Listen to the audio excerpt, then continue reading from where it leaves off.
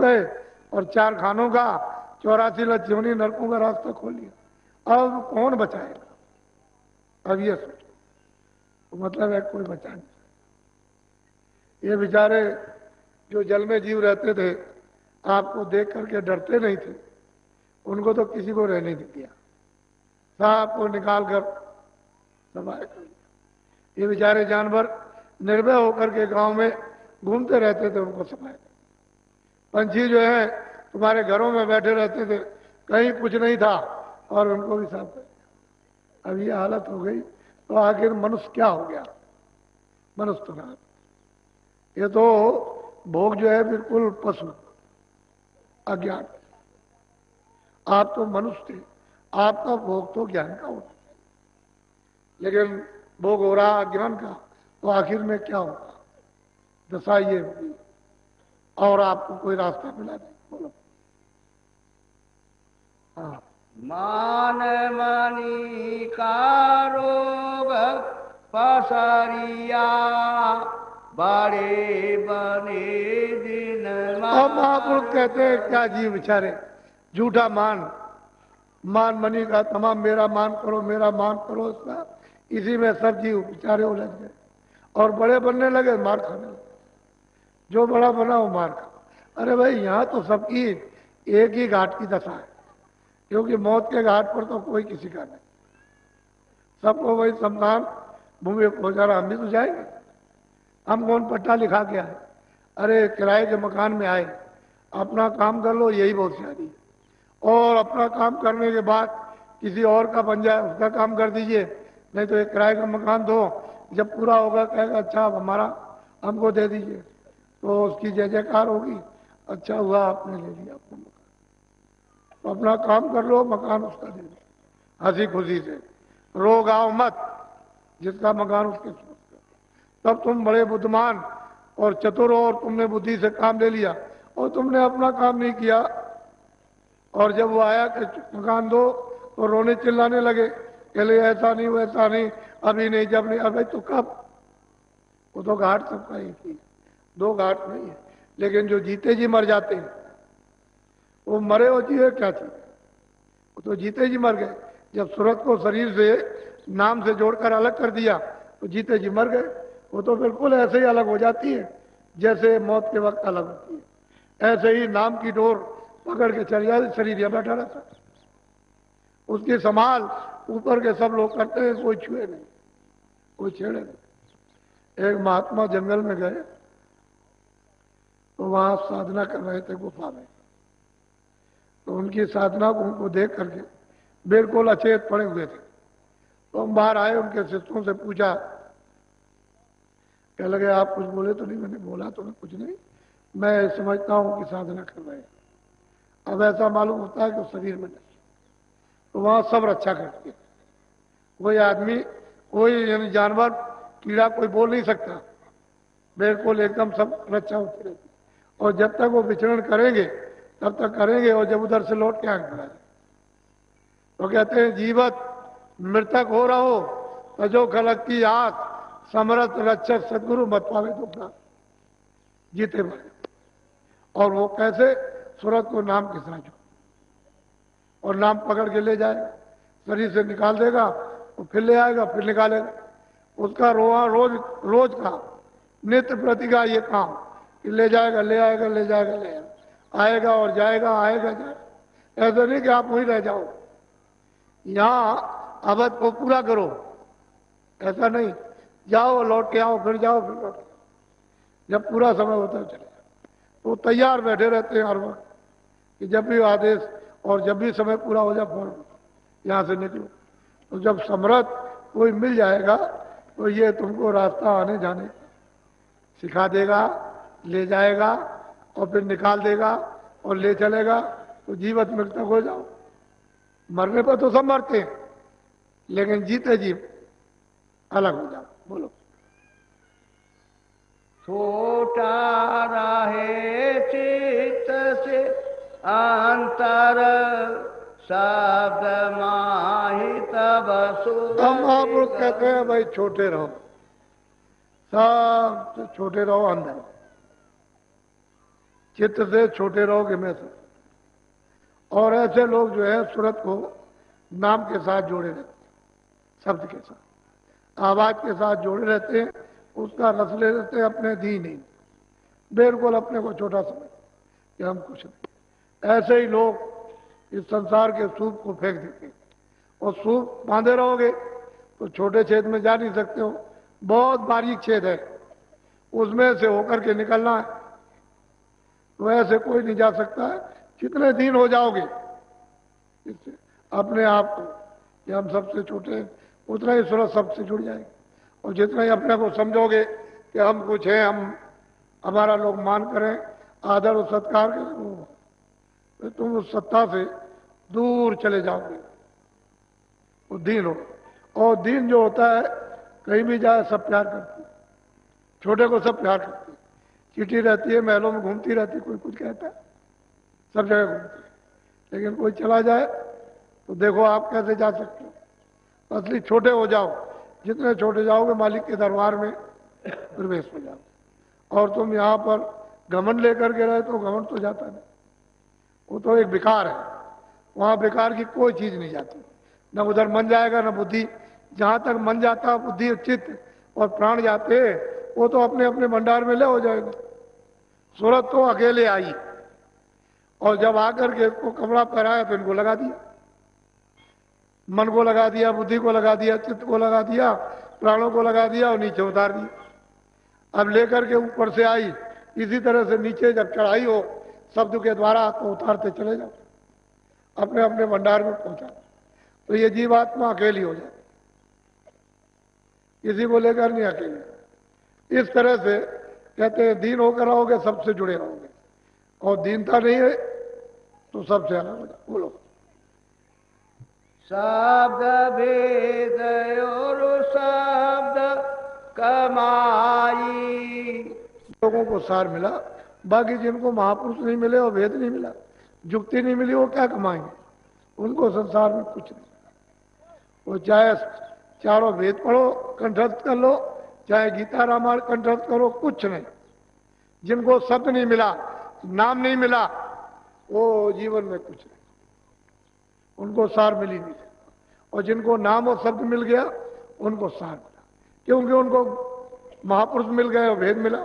फिर कमाई की, ऐसा नहीं कमाई नहीं कमाई, अभ्यास किया, साधना की, भजन किया, तो उनको सार मिला। जो करेगा पाएगा, नहीं करेगा बोलो।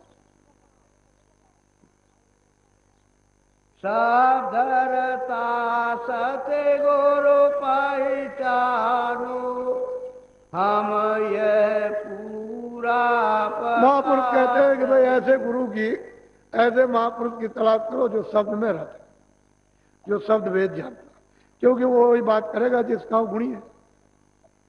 जिस विद्या को जानता है वही बात ले आएगा, दूसरी कोई बात नहीं करेगा। सारी रचना ही जब शब्द की है, जब नाम की है, आवाज की है, तो आप यहां भ्रम क्यों रहे हो? आप इस खोज से अलग हो और देखो कि चेतन शब्द की रचना का विस्तार किस किस तरह का है, उधर देखो। तो जो जो इसको, इस भेद को जानते हैं वही आपको बता सकते हैं। कहते हैं कि ऐसे महापुरुष की तलाश करो जो शब्द में रहते हैं, जो शब्द में जुड़कर और उसमें लय होकर और निकल गया, पार हो गया, और सच्चे प्रीतम को जिसने पा लिया अमरलोक में, अपने देश में जाकर, और आता और जाता। ऐसे की जरूरत है, और ऐसा नहीं मिला था कुछ। बोलो खोलो आके निकट ही देखो, अब क्या खोलूं। महापुरुष कहते हैं कि भाई जब तुमको ऐसा भेद मिला तो अब क्या जल्दी करते, देर करते हो, जल्दी करो। कहते हैं कि हाँ खोलो अंदर की, जल्दी से जल्दी, थोड़ा सा कर्म करो, थोड़ी सी, थोड़ा सा अभ्यास करो, थोड़ी मेहनत करो, थोड़ी सी, और सहयोग ले लो, उसमें मतलब दया शामिल कर लो, तो आंख खुल जाए। कहते हैं निकट ही देखो, दूर नहीं है, पास। लेकिन पर्दे इतने पड़े हुए हैं कि मालूम होता है वो इतना दूर है हमसे। जब वो कोई पर्दा नहीं रहता तो जैसे सूरज दिखाई देता है, ये सब मंडल इसी तरह से दिखाई देते हैं जैसे मतलब है सामने सूरज दिखाई दे रहा और तरह तरह के बादल आ जाए कई बात के तो सूरज हमको दिखाई नहीं देगा क्योंकि सामने पर्दा आ गया। तो पर्दे पड़े हुए हैं, हर मंडलों पर पर्दे पड़े तरह तरह के। वो अगर पर्दे हट गए तो सीधा किसी को भी देखो, ईश्वर को देखो, ब्रह्म को देखो, पारब्रह्म सृष्टि देखो, उसके परे की और मतलब ये सत्पुरुष का दीदार दर्शन को सीधा, कोई पर्दा नहीं किसी को। फिर कुछ नहीं कर रहे हो, फिर ये खाली जा रहा। फिर आपको कितना समय लगेगा इस शरीर में आने का, कोई उसकी गिनती है, कोई है तो हिसाब। इसलिए इस तन को अमूल्य समझो, बहुमूल्य, इसकी कीमत नहीं कोई दे सकता। क्योंकि हीरे जवाहरात की तो कीमत आपने लगाई, लेकिन कहोगे हम ये सब रखते हैं, इसको खड़ा कर दो तो कोई नहीं खड़ा करे, कोई नहीं करता। बोलो।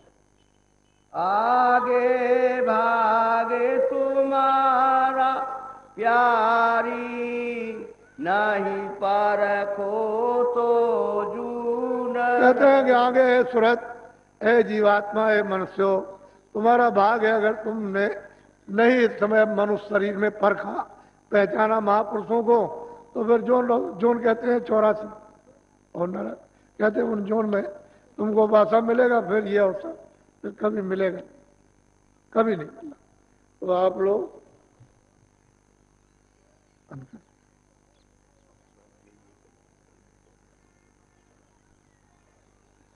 अब आपको नामदान देंगे। 2 बंधन है आपके लिए और कोई बंधन। एक तो शाकाहारी रहना, शुद्ध आहार, अनाज, सब्जी, फल है, सूखे गीले, घी दूध है, इन सब चीजों का आप दिन में 100 बार सेवन करो। अशुद्ध आहार में इसी में सब समझ जाओ। अशुद्ध आहार नहीं करना, शुद्ध। दूसरा ये बीड़ी, तंबाकू, हुक्का पी सकते हो, हमने तो कभी पिया नहीं है, पर ऐसा कोई भी नशा, कोई नशा हो, इससे कोई मतलब नहीं। ऐसा कोई नशा मत करना जो बुद्धि पागल हो जाए। ये 2 चीजें मना है। बाकी घर में चोरी चमारी, मारपीट, लूटपाट, गाली गलौज, ये तो अब माँ बाप बच्चों को ही सिखाते रहते। हर जगह सब जगह ये कहते हैं ये मत करो, ये मत करो, ये मत करो। तो वो तो मतलब है कि मनुष्य का कर्म है, वो तो आपको हर जगह मना किया जाएगा। पर शाकाहारी रहना और नशीली बुद्ध नाशक चीज से बनेगा, उसको नहीं। बाकी घर बार में रहो, बाल बच्चों में रहो, खेती दुकान दफ्तर का काम करो और बच्चों की सेवा करो, ये सब आप करो। उसमें 24 घंटे में 23 घंटे तो ये काम करो और 1 घंटा भजन के लिए आप बचा लो।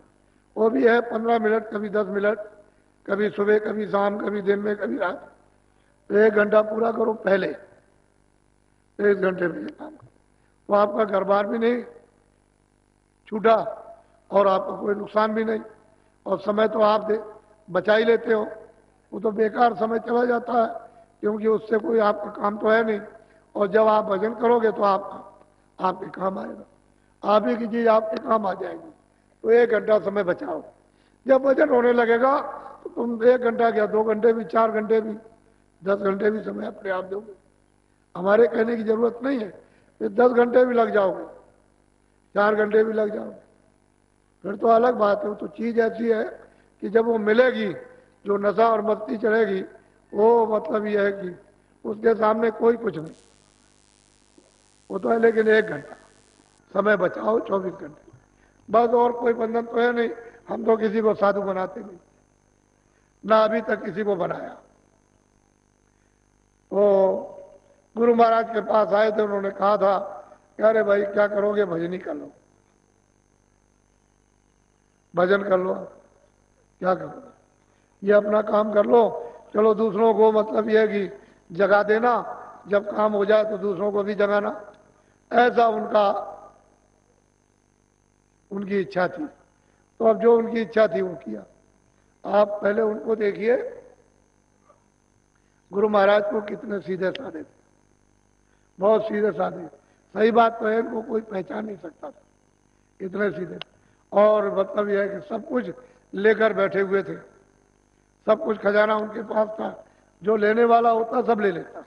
पर यह है कि लेना नहीं, अब जो कुछ उनकी कृपा और दया हो गई वो, लेकिन उनके पास सब कुछ, किसी चीज की कमी नहीं।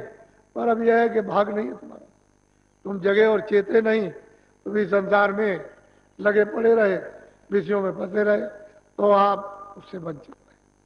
तो आप देखिए उनको कितने सीधे और साधे थे, और उनसे ये चीज मिली थी।